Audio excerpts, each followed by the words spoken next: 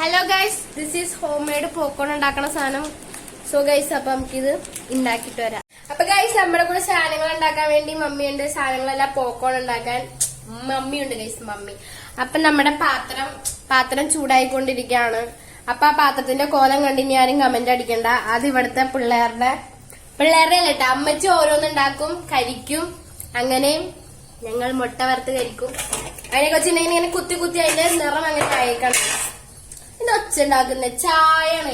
ചായ ഉണ്ടാക്കണേന്റെ ചായയിലെ പുകയാണ് ഗൈസ് ആ വന്നത്. അപ്പൊ നമുക്ക് പോപ്കോൺ ഉണ്ടാക്കണ്ടേ ഗൈസ്? പോപ്കോൺ ഉണ്ടാക്കിട്ട് വരാം ഗൈസ്. അപ്പൊ നമുക്ക്